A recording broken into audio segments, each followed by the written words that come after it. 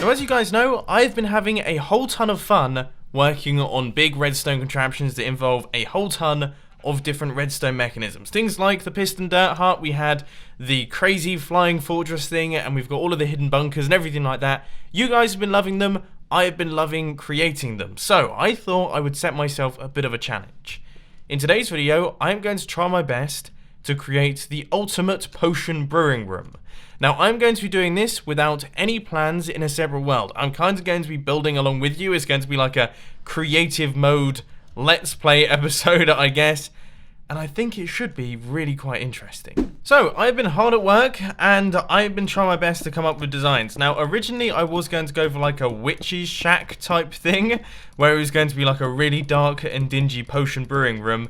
But then I almost went completely the opposite way, and I thought it would be really cool to create a super white science lab. We're going to create like a science lab, and this is where they're creating all of their potions and everything like that. So that means that we can have like crazy piston doors, and we can have all sorts of really cool redstone contraptions. So I guess an entrance would probably work pretty well here. Yeah, we could have like an airlock. Oh, we could have like an airlock right there. So we could have an entrance here and then like an airlock system so that you're decontaminated before you come into this crazy room. Oh, that's going to be awesome. This place looks perfect. This place looks absolutely fantastic. Right, I'm going to clear out some extra space, and we are going to build two 3x3 piston doors right out the front here. Okay, so the bottom monostable circuit is now all in place. We have got the double block extension and also the double block retraction. And now we just need to hook up all of the top pistons. And because I have built probably about 1 million 3x3 piston doors in my time, I think I should be able to do this from memory. So that goes across like that. Get redstone on top of there, and then we get the redstone running down like this, which powers all of those pistons. And there we go, 3x3 piston door, all done and dusted. Extension, and the retraction. Really nice and fast. That thing is looking awesome. So that one right there is going to be the internal 3x3. And we can cover up all of these blocks and make everything look pretty. And then the external 3x3 is probably going to go around about here. And then I think we need kind of maybe a showering system, or maybe like a water splashing bottle thing. We now have water bottles in Minecraft. A couple of things have happened since the previous clip. So I have built up the second 3x3 piston door, and now I'm just in the process of running an input from that into this pulse extender right here. So currently our door is completely closed. When we hit this button, we get the full pulse extension, and then it closes behind us. Okay, now when we stand on top of this pressure plate right here, we should see that we'll get a splash of water, and then this door will open up and also close up behind us. Awesome. Okay, so we have created a sort of airlock system. However, I have just realized that there's currently no way to get out. So maybe that's something that I should work on as well. One exit has been created. We stand on the pressure plate, and oh dear, that's not worked well. And now it is working well. So we stand on the pressure plate and our door will open up. We do get a slight splash potion, but that's no problem. Then we hit this button right here, and what is wrong with me, man? Everything's going wrong. I think I've finally created a system that actually lets me out. Brilliant. Okay, we can now move on from the entrance. However, I think I might actually chuck in some sea lanterns on the center right there. I think that'll look a whole bunch better. So now we have that, and then this one as well. Good stuff. Okay, let's start work on actually making a potion brewing station. I'd say probably the back wall is good for that. So this is what our potion brewing station is looking like so far. Now I am actually taking inspiration from an old design that I did a tutorial of that's a lot more compact than this. But this one, I think, looks just a tiny bit cooler. We've got 3 buttons on either side, so we're going to have 6 potions that we can brew up in total. And these droppers right here are going to have the items for the potions, and then those items are going to make their way across. But first, the nether wart needs to be dropped into the system. So the nether wart goes in, and then these ones go in, and they all go into the potion brewing stand. So now what I need to do is I need to create a system so that we can actually take the water bottles, because of course you need to put the water bottles into the potion brewing stand. And the way that I'm going to do that is I'm going to do that and then have some redstone, and that is going to go across and power that hopper right there. I mean, that to me seems like it will work. I don't really know what the redstone timings are going to be like, but let's just quickly grab ourselves some water bottles, and they will all be stored in that chest, which hopefully doesn't make any difference. And if we just power this with like a stone button pulse,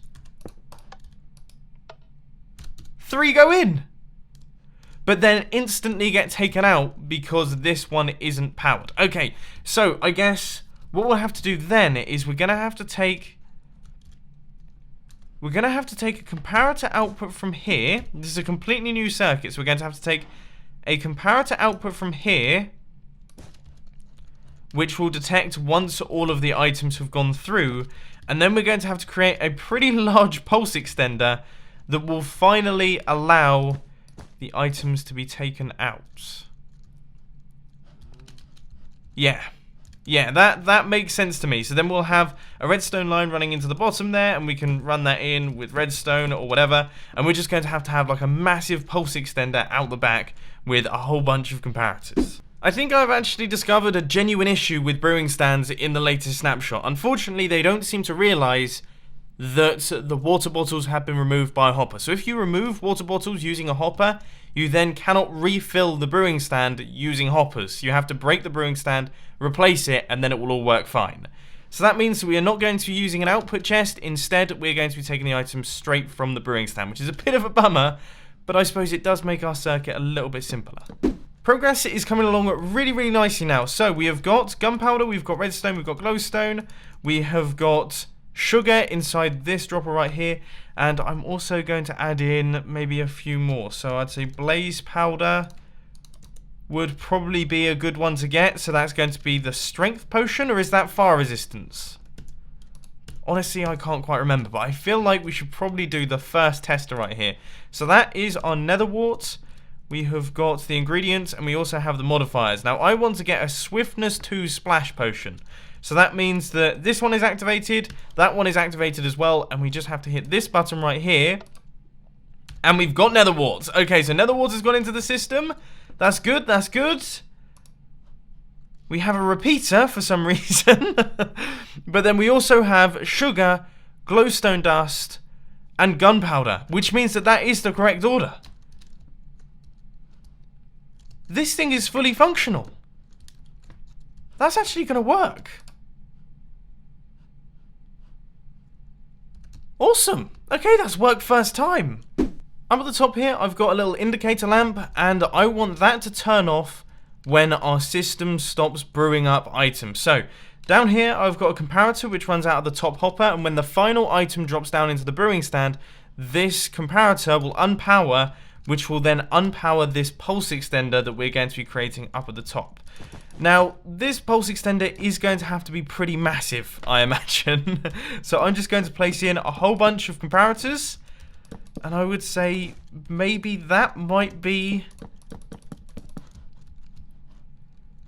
That's probably a good place to start.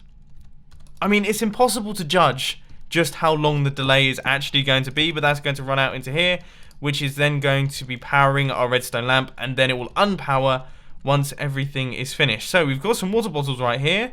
I guess we should try brewing up maybe one of these ones. Okay, so we will send the nether wart through. We'll also check this hopper right here. We have the blaze powder, we've got the glowstone dust, and we have the gunpowder as well, and this redstone lamp is currently switched on. So let's see if this thing actually works. Alright, we're coming on to the finishing stages now. The gunpowder is in. Let's keep our eyes on the lamp. It's staying strong. It's staying strong. Now we need to listen out for the potion noise. I'm nervous. Really nervous. The suspense is killing me. Tiny bit... I have no clue. Right, once again, this is the final stage, and I think I've come up with a way to do this. We're going to get low enough so that we can see both of them. I don't think there's a way to do this. Okay, that's good.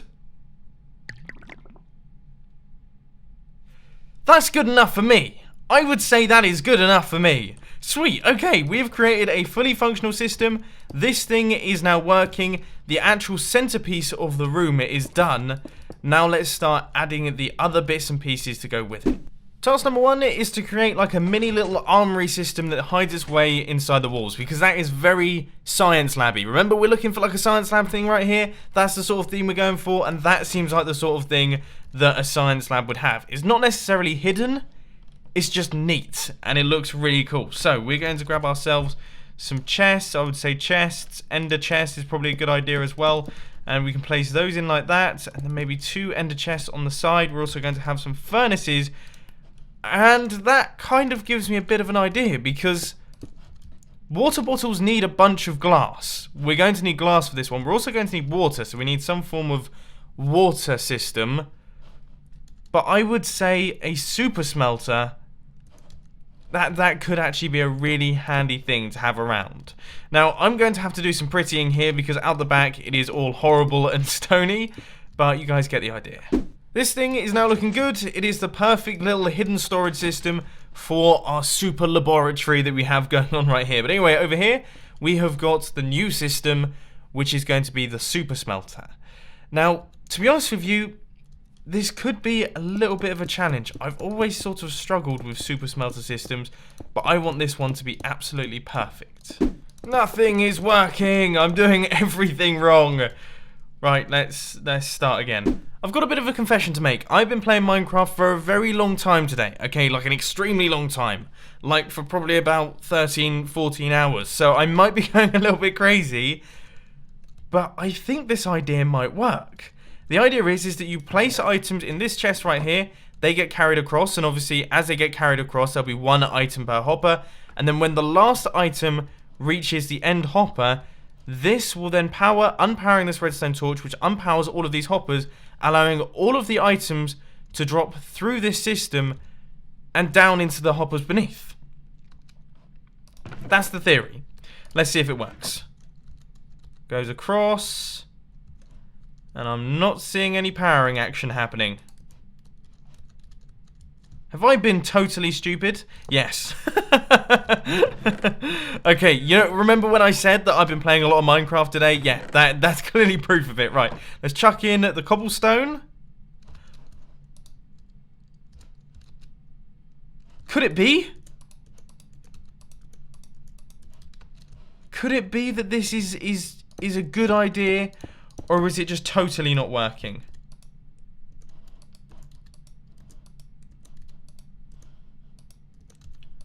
I think it had the merits of a good idea. It could have been a good idea, but it doesn't quite do it. And I don't fully understand why. Firstly, it could be to do with the fact that you can't actually... you can't run items into the sides of furnaces. That's probably a good way to start. Oh my gosh. So now with this slightly newer design... I mean, I'd say that's doing pretty well. It's not perfect, so sometimes some hoppers or some furnaces end up with a few more items. By the look of things, it's a little bit strangely biased on this one. Maybe that could be to do with... who knows? Could it be to do with that? The length of the redstone line? Is that affecting things? But other than that, I mean, as far as the redstone is concerned, that is dead simple. Compared to a lot of the other super smelters that I've made, this is completely bonkers. So all of the cobblestone is gone, and we have got a pretty even distribution throughout all of the furnaces, bar the first one, for some bizarre reason. Awesome! Okay, so that's going to work. Now we can do pretty much exactly the same thing for the coal as well. So this right here is what our super smelter is going to be looking like. We've got all of that, and... I would say we've ended up with a fairly nice looking system right there. So there it is, that's the super smelter. Now on this side we place in all of the coal, so let's just grab ourselves some coal and give this thing a quick test. I haven't actually tried this out yet, but we're going to dump a whole bunch of the stuff right in there, and that should just travel to the end, and then we should get the really quick flick through the system, but it doesn't look like...